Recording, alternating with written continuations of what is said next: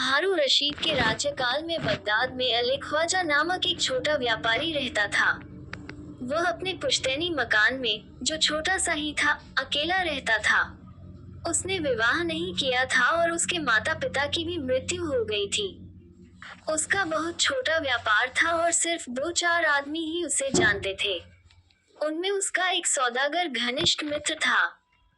उक्त व्यापारी ने लगातार 3 रातों तक ये स्वप्न देखा कि एक दिव्य रूप का वृद्ध व्यक्ति उससे ही कह रहा है, तू अपना हज करने का इस्लामी कर्तव्य क्यों नहीं निभाता?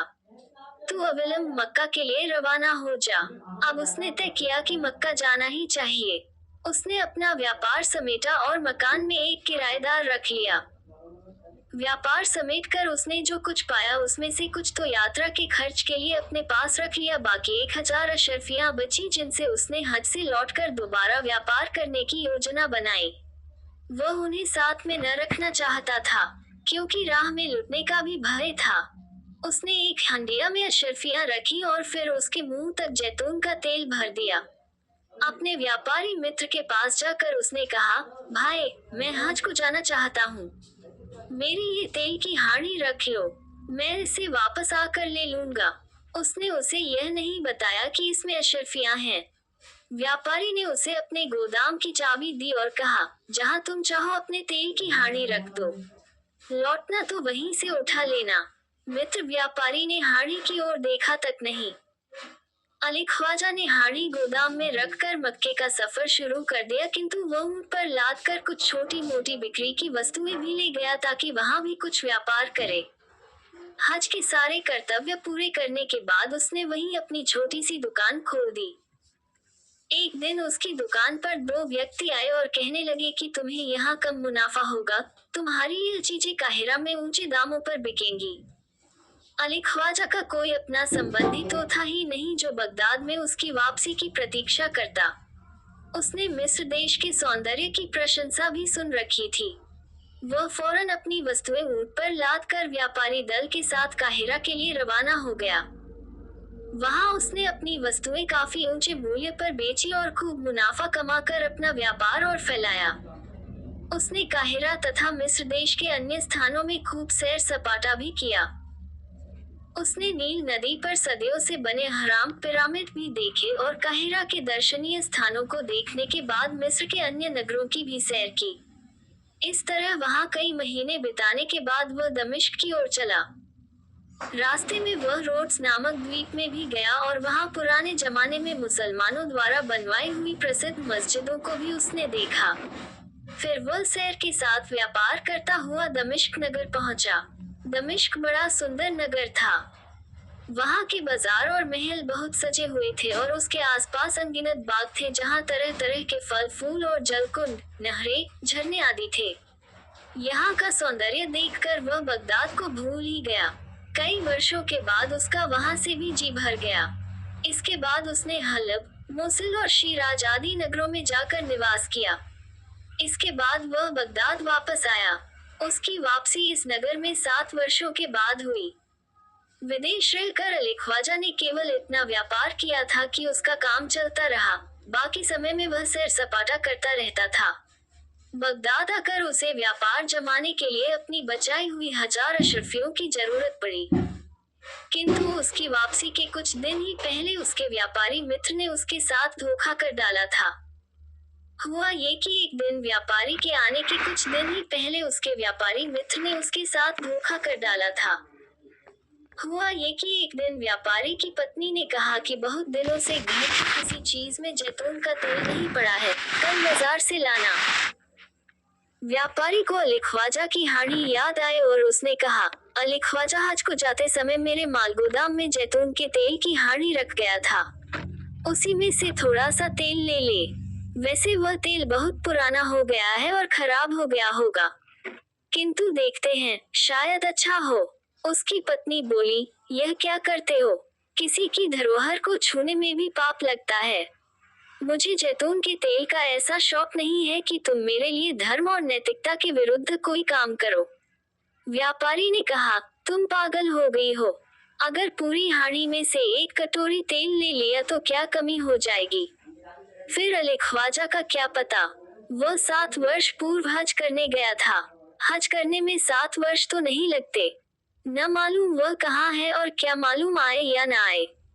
मालूम नहीं वह मर गया है या जिंदा है। स्त्री बोली, कुछ भी हो, उसका तेल नहीं छूना है। यह माँ कैसे कह सकते हो कि वह अब नहीं आएगा। 7 वर्ष की अवधि कौन ऐसी अधिक होती है। संभव है कल ही आ जाए। व्यापारी उस समय तो अपनी स्त्री के कहने से मान गया, किंतु अब उसने सोचा कि अली ख्वाजा ने जैतून के तेल की हाड़ी क्यों रखवाई। ऐसी क्या बात थी उस तेल में जिसे उसे संभाल कर रखवाने की आवश्यकता पड़ी। रात वह अपनी पत्नी से छुपकर गोदाम में ये देखने को गया कि वह तेल कैसा है और उसकी क्या दशा है।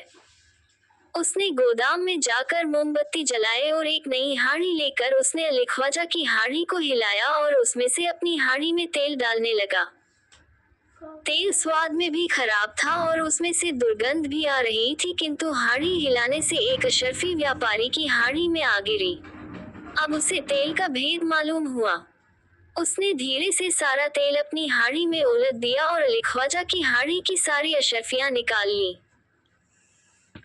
हाड़ी का थोड़ा तेल गिरकर फैल भी गया था और अशरफियां निकल जाने पर हाड़ी में उसकी सतह नीची भी हो गई थी। इसलिए उस व्यापारी ने फर्श अच्छी तरह साफ किया और हंडिया का खराब और बदबूदार तेल बाहर नाली में फेंक दिया। सुबह उठकर उसने बाजार से जैतून का तेल खरीदा और उसे अली ख्वाजा की हंडिया में मुंह तक भरकर यथास्थान रख दिया। इसके 1 महीने बाद ही अली ख्वाजा विदेश यात्रा से लौटा और उसने अपने व्यापारी मित्र से अपनी तेल की हंडिया मांगी। व्यापारी ने कहा, भाई मैंने तो तुम्हारी हंडिया देखी भी नहीं थी। तुम्ही ने उसे गोदाम में रखा था। चाबी लो और जहां तुमने अपनी हंडिया रखी हो वहां से ले जाओ।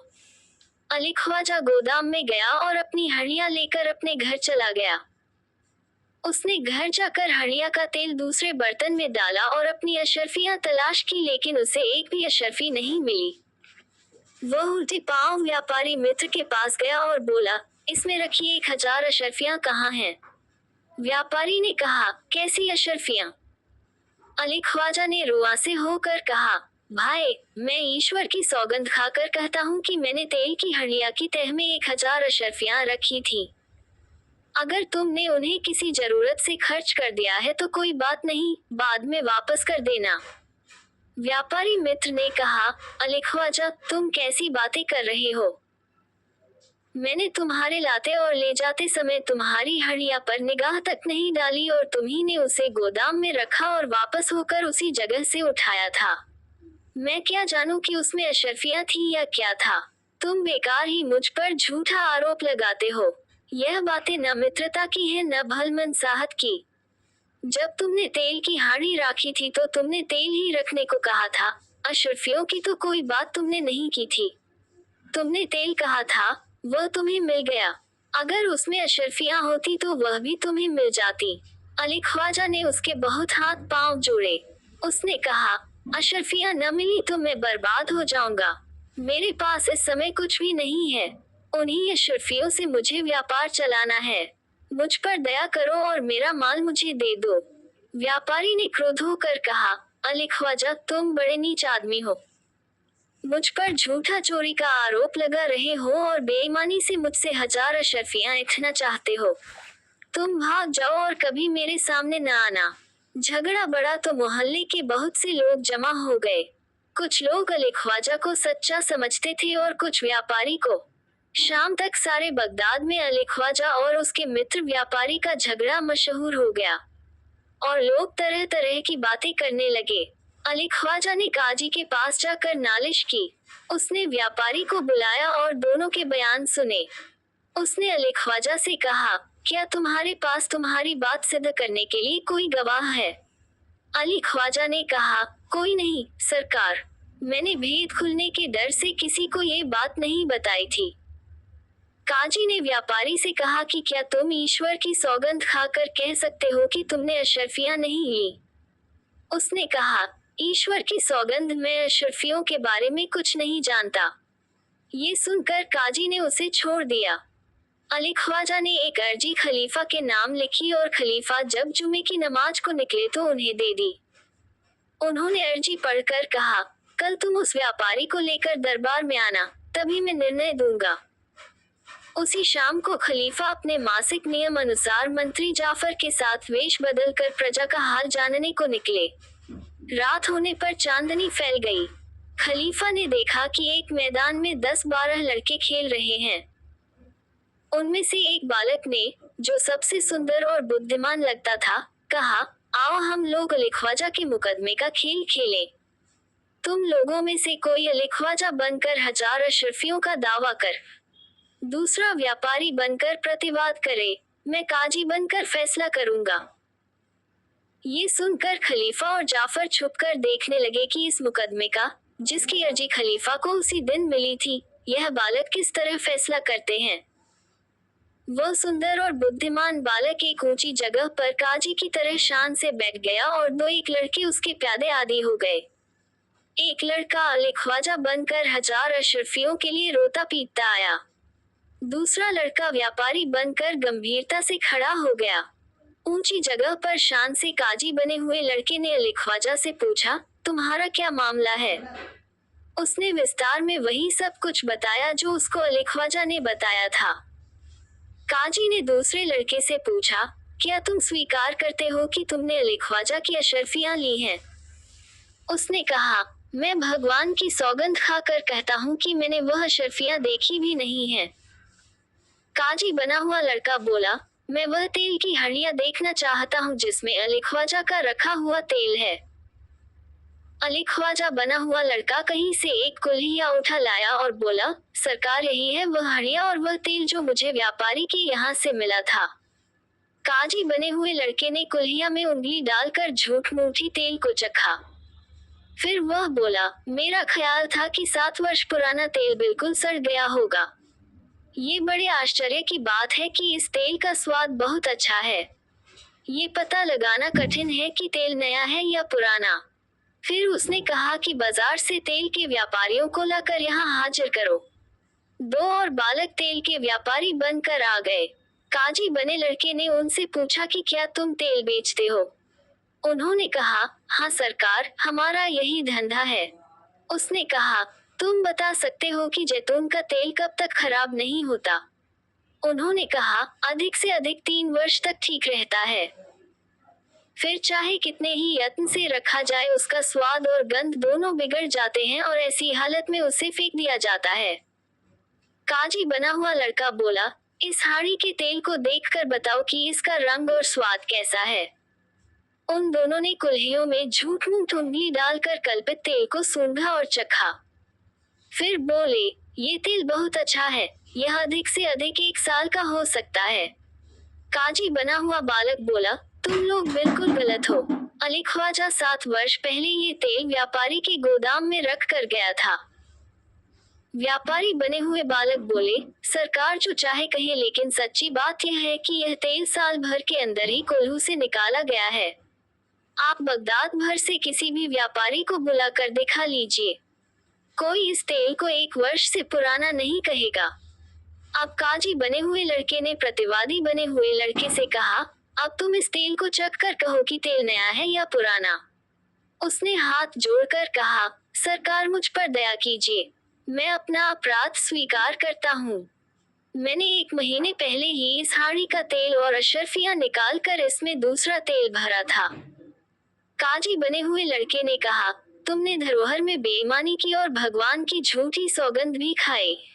तुमने फांसी पाने का काम किया है और तुम्हें वही दंड मिलेगा। सिपाहियों, इसे पकड़ के ले जाओ। सिपाही बने हुए 2 लड़के उसे घसीट कर ले गए।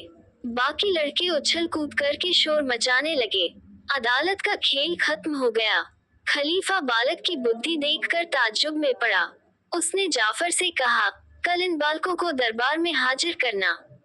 कल इसी बालक से फैसला करवाऊंगा। साथ ही बाजार से 2 तेल के व्यापारियों को भी ले आना। अली ख्वाजा को कहलवा भेजना कि नालिश के लिए आए तो तेल की हड़ियां भी लेता आए। ये कहकर खलीफा महल में चला गया। मंत्री ने सुबह उस मोहल्ले में जाकर वहां के मदरसे के अध्यापक से पूछा कि तुम्हारे यहाँ कौन कौन लड़के पढ़ते हैं। उसके बताए हुए सभी लड़कों को मंत्री ने उनके घरों से लेकर दरबार में पहुंचा दिया। बच्चों के माता पिता घबराए तो मंत्री ने उन्हें आश्वस्त किया कि बालकों को कोई हानि नहीं पहुंचाई जाएगी। इस पर संतुष्ट होकर उनके अभिभावकों ने उन्हें अच्छे वस्त्र पहनाकर दरबार में भेज दिया। खलीफा ने कहा, तुम लोगों ने कल शाम जो मुकदमे का खेल खेला था उसमें कौन लड़का काजी बना था? काजी बने लड़के ने सिर झुकाकर कहा, मैं बना था। खलीफा ने उसे अपने पास बिठाया और कहा, तुम कल ही की तरह आज असली मुकदमे का फैसला करना। तुम्ही को सारी सुनवाई भी करनी है। संबंधित पक्षों के आने पर खलीफा ने घोषणा की, इस मुकदमे की सुनवाई और फैसला मैं नहीं करूंगा बल्कि यह बच्चा करेगा। अतएव बालक ने दोनों पक्षों के बयान लिए। व्यापारी ने कहा, भगवान की सौगंध मुझे अशरफियों के बारे में कुछ नहीं मालूम। बच्चे ने कहा, सौगंध खाने के लिए तुझे किसने कहा? मैं उस हाड़ी देखना चाहता हूँ जिसमें तेल रखा है। हाड़ी बालक के सामने रखी गई।